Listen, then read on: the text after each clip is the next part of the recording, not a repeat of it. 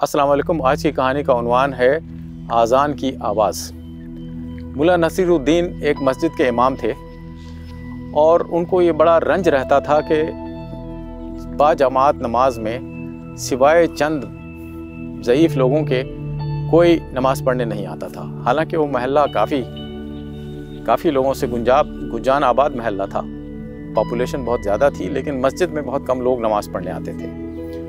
मुल्ला नसीरुद्दीन को ख्याल हुआ कि शायद मेरे एम्पलीफायर सिस्टम में कोई कमी है, जिस वजह से गालिबन अज़ान की आवाज़ लोगों तक पहुंच नहीं पाती है। तो उन्होंने अपने सारे का सारा जो लाउड स्पीकर का सिस्टम था वो सारे का सारा रिन्यू कर दिया। नया एम्पलीफायर ख़रीद के लाए, लाउड स्पीकर नया लेकर आए और उसके बाद उन्होंने अज़ान दी, लेकिन वही ढाक के 3 पात लोग मस्जिद के अंदर नहीं आए।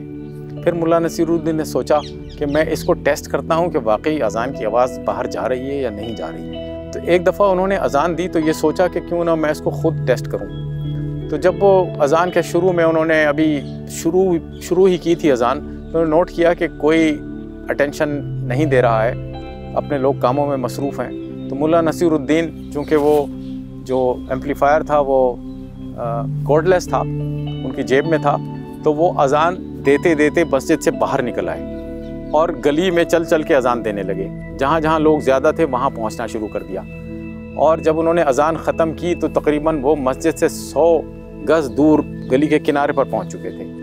लोगों ने देखा तो उन्होंने रोक कर मुल्ला नसीरुद्दीन से पूछा कि हज़रत, आप ये क्या कर रहे हैं? अज़ान तो मस्जिद में खड़े होकर दी जाती है, आप तो यहाँ चलते चलते अज़ान दे रहे हैं।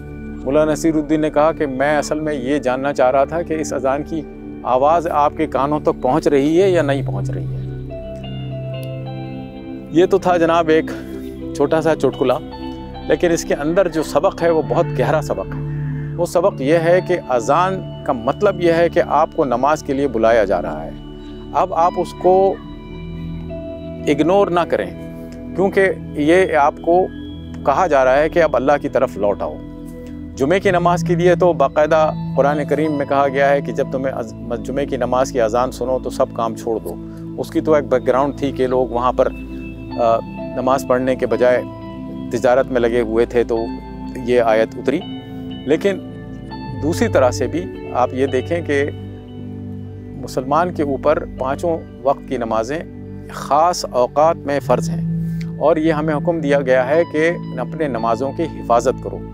तो मोमिन की निशानियों में से एक निशानी यह है कि मोमिन वो है जो अपनी नमाज को खुशू और खुजू से अदा करता है और उनकी हिफाजत करता है। हिफाजत का ताल्लुक़ जो है वो औक़ात से है कि आप रेगुलरली एक टाइम पर जो आपने फ़िक्स किया हुआ है उस पर नमाज़ पढ़ें। और अज़ान का मतलब ये है कि आपको कहा जा रहा है कि अब आप सब काम छोड़ दें, आएँ नमाज़ पढ़ें और उसके बाद अपने कामों में मशगूल हो जाएँ।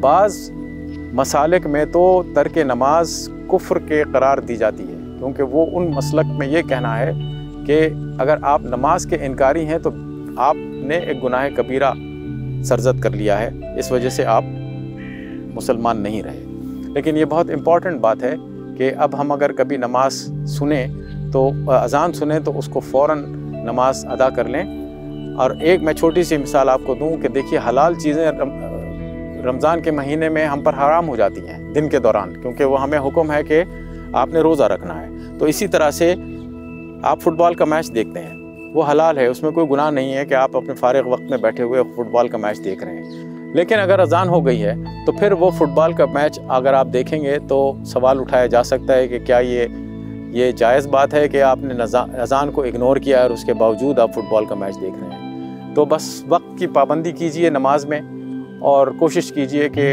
अपनी फ़र्ज़ नमाज़ें एक ख़ास वक्त पर जो आपने तय कर लिया है उस पर अदा करें।